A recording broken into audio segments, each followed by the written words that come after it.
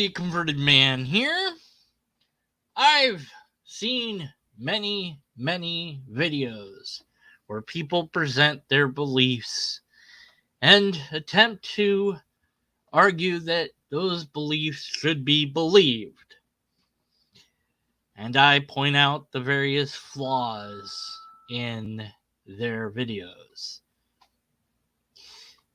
But what about me? What do I need for my beliefs, if I have beliefs at all? Or do I have things that I think are possibly true, which I guess is the word belief? Whatever. I've said before what I require, but perhaps it's worth rehashing. Empirical evidence, a repeatable test, or a valid and sound argument. Any one of those three things would be enough to convince me that something is probably true, or at least worth looking into further. To be skeptical is to hold in judgment an idea. Maybe it's true, maybe it's false. Don't know until I have further evidence or I've investigated it further. But it's not always up to me to do so. It should be upon the person making the claim and not me. Now, if it's something I'm interested in, maybe I'll look into it, but honestly, it's up to the one making the claim. Okay. Things that happen today could be things that happen in the past. If you've seen an example of a mechanism today, then it's reasonable to infer that that mechanism could have worked in the past. There's no reason to think that the physics of the universe were different in the past. Conversely, if you have no example at all, then it might be reasonable to hold in judgment an idea that is presented as being a thing that happens if you have no example of it, if that example is in the distant past, or even in the past in general.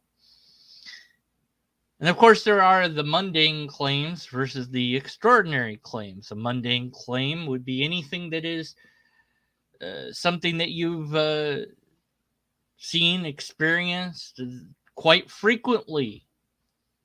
That is something that you don't really think about that often.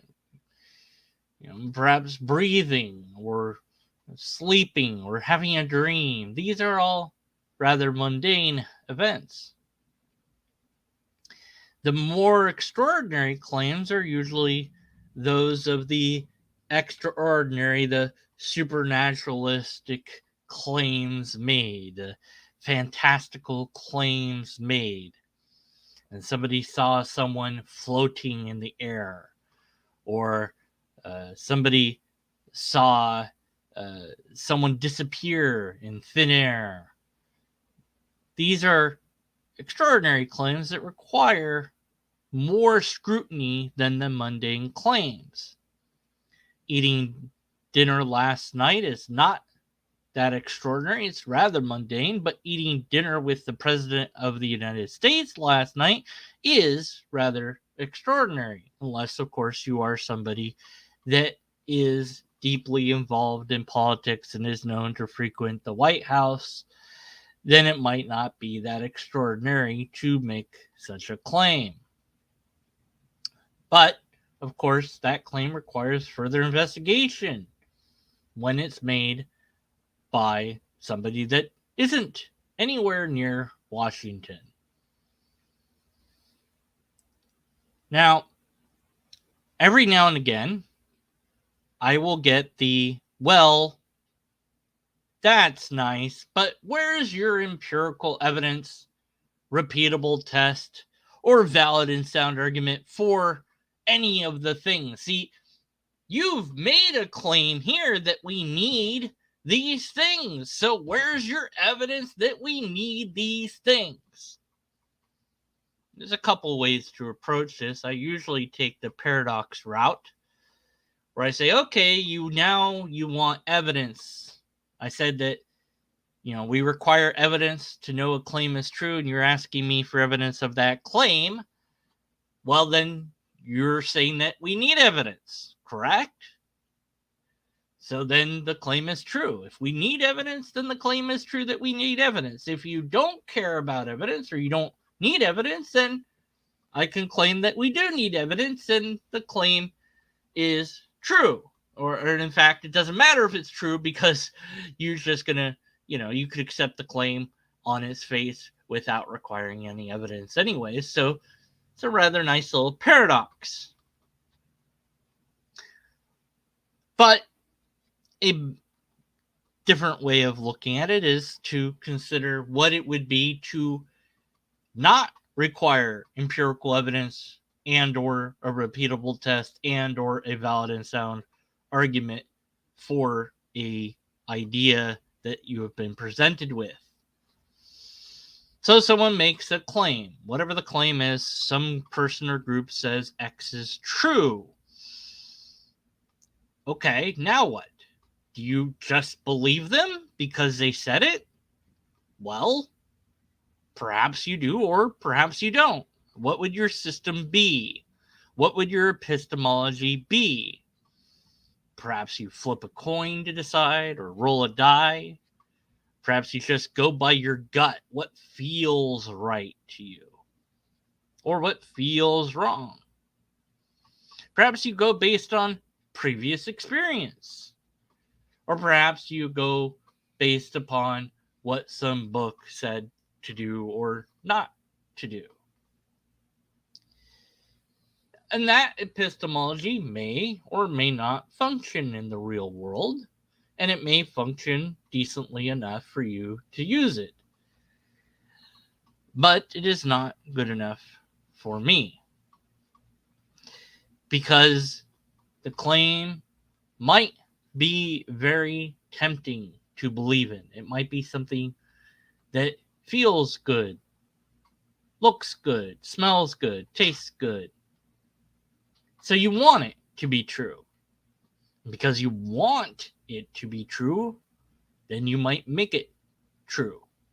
And this is where it's important to note that feelings should be ideally set aside so that you can properly evaluate the proposal at hand.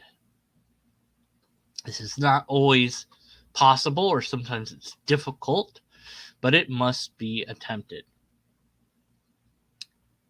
Beliefs are not facts. It is a fact that you have a belief, but that belief is not a fact. The fact is whatever is real, and figuring out what is real is very difficult many times. We have to recognize the fact that our senses can fool us and be fooled. All you have to do is look at an optical illusion to see that, well, something's going on there. You're being fooled. The spinning circles aren't really spinning, but your brain insists that they are.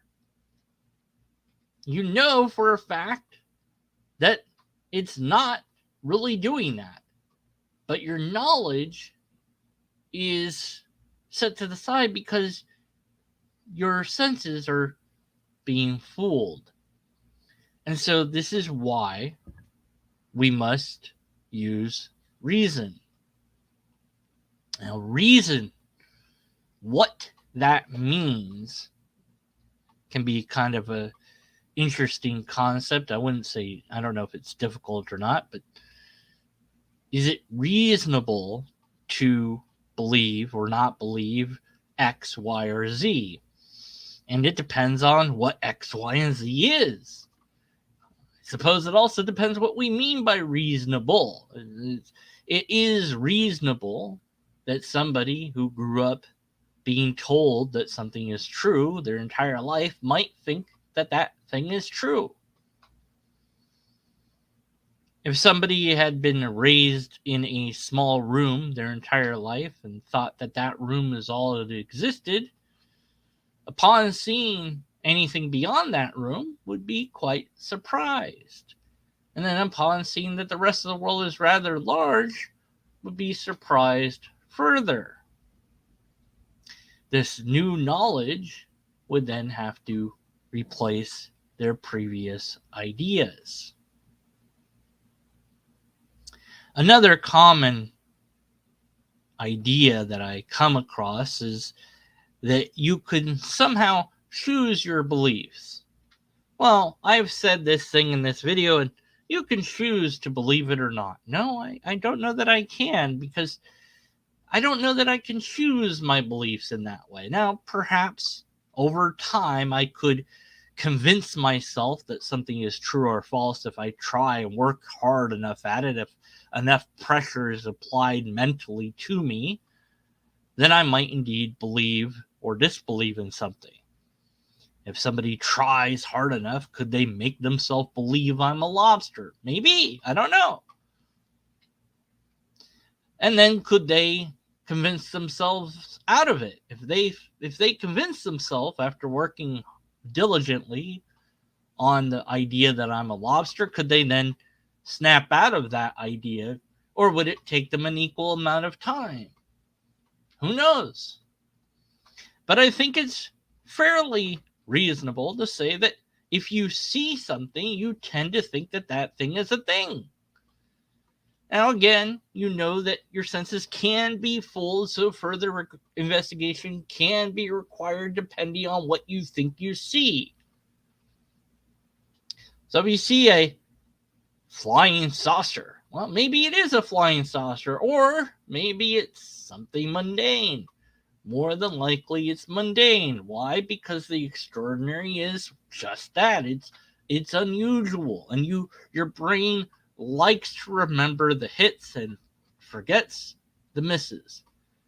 So if you think that you have a system that's reliable, it might benefit you to track if the system is indeed reliable. So you take a pen and a notebook with you wherever you go, and you record, you document. It's like, oh, well, I think I'm spending enough money every day to be within my budget. Well, you might think that, but if you're not keeping track of it, you don't know. You have no way to know. Your memory simply isn't good enough to remember that sort of thing. Well, for most people.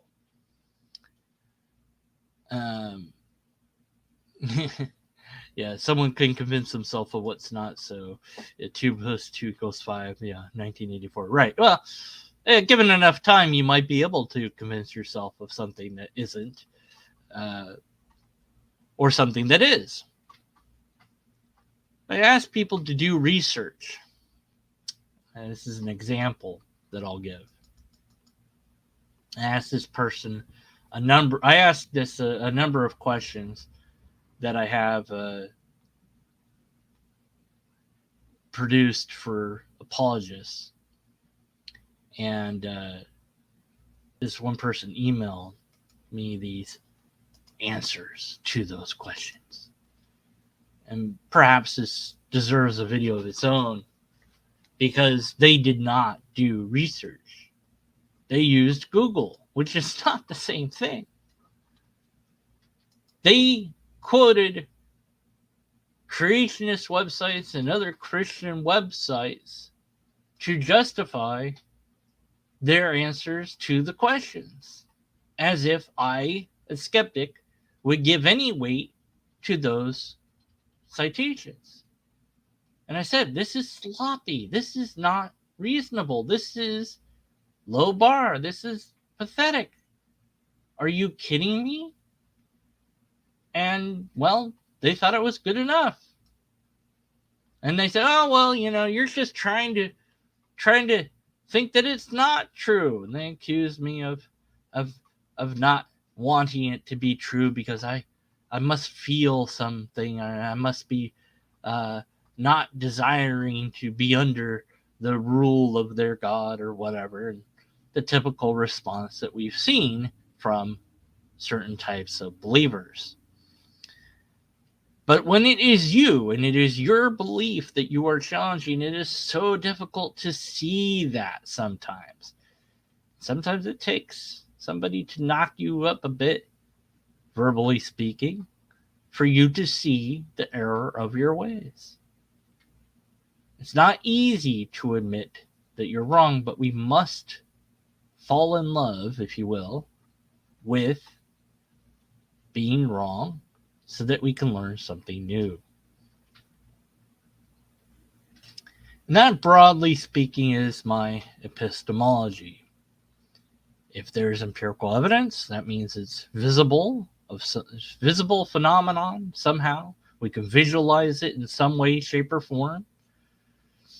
Or if there's a repeatable test we can make upon it so that we can eliminate possibilities of fraudulence or trickery of our brain. And finally, if we had that valid and sound argument, which I don't know if it's possible to have one without one of the other two, but perhaps it's possible. Perhaps it is. I don't know. But it seems to me that the apologist only ever has an argument and never has empirical evidence or repeatable test.